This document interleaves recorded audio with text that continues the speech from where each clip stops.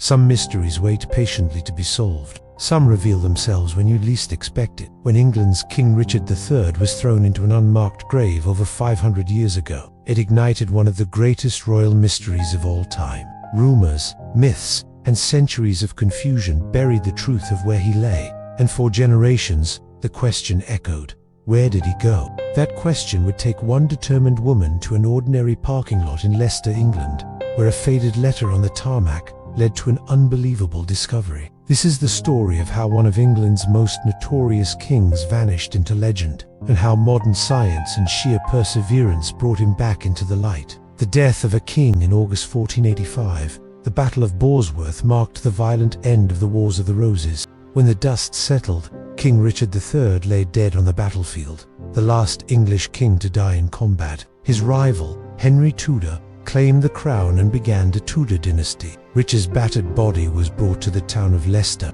where it was put on display for the people, a grim symbol of Tudor power. Historical records said Richard III was buried without ceremony beneath the floor of Greyfriars Church. A simple monument was placed above his grave.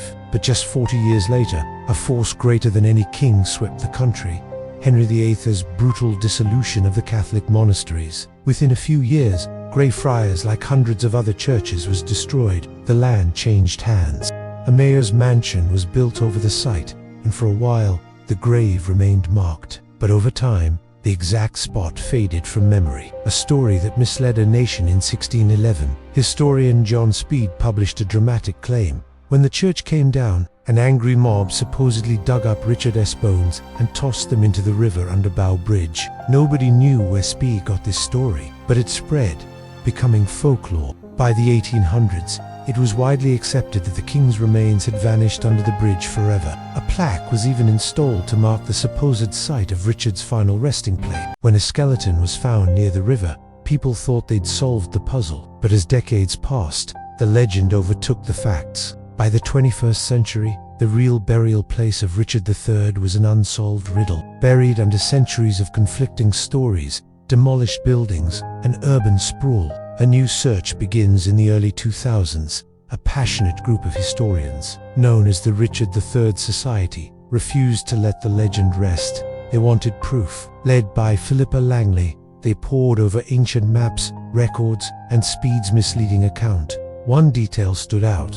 When Speed visited Leicester, the area where Greyfriars once stood was already overgrown and unmarked. His map showed the Greyfriars Church in the location of the similarly named Blackfriars site, an error that sent historians down the wrong path for centuries. Speed hadn't found the mayor's mansion that replaced the church and its monument to Richard, so instead, he wrote a story that fit the empty field he saw.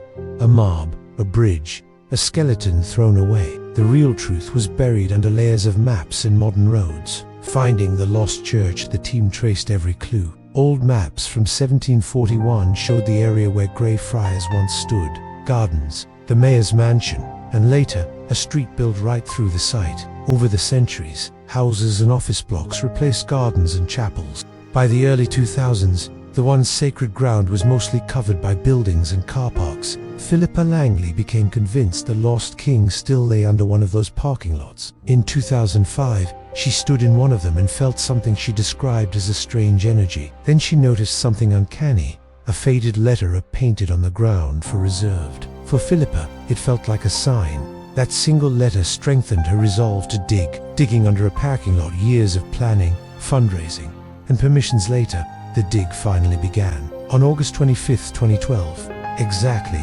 527 years after Richard's death, archaeologists broke ground in that parking lot. The plan was cautious, just 3 narrow trenches crossing the site in hopes they might reveal a trace of the old Greyfriars walls or graves beneath. They didn't have much money. Failure was very possible, but luck, it seemed, was on their side. Just 6 hours into day one, the team hit something extraordinary. A skeleton. It lay just meters from the painted letter R. The remains showed clear signs of violent head wounds, matching accounts of Richard's death. Even more telling was the spine, severely curved, a condition known as scoliosis, which matched the king's historical reputation as a hunchback. But extraordinary claims demand extraordinary proof. The bones alone weren't enough. Science would have to confirm what history suggested. A 500-year-old DNA test to prove the skeleton was really Richard III. The team turned to DNA, but this wouldn't be easy. They couldn't compare it to a direct descendant, because Richard had no living legitimate heirs. Instead, they traced his sister Anne, and followed an unbroken female line through 16 generations. Amazingly, this line led to a living man, Michael Ibsen. Because mitochondrial DNA is passed down only through mothers, Michael's DNA could be matched to Richard's. If the skeleton was truly the lost king, to double-check, they found a second living descendant, Wendy Duldig, also connected to Richard's mother. Meanwhile, the team carbon dated the bones. The initial results suggested the skeleton was older than Richard. But there was a catch. Royalty like Richard enjoyed a rich diet heavy in fish, which can skew carbon dating results. When scientists accounted for this seafood-heavy diet, the dates matched Richard's time. Finally, when they tested the DNA, the results were unmistakable. Michael Ibsen and the skeleton shared the same maternal DNA, a genetic link stretching half a millennium. After centuries of rumor and myth, the king under the parking lot really was Richard III. The king rediscovered today. King Richard III has been reburied in Leicester Cathedral, this time with full honors. The parking lot that hid him for so long became a symbol of how history's biggest secrets sometimes lie in the most ordinary places. This is the story of a king lost to time, found by perseverance, and confirmed by science. It's proof that sometimes history never truly stays buried. If you enjoyed this story, like the video and tell us what you think about Richard III's incredible rediscovery. Thanks for watching, and we'll see you in the next one.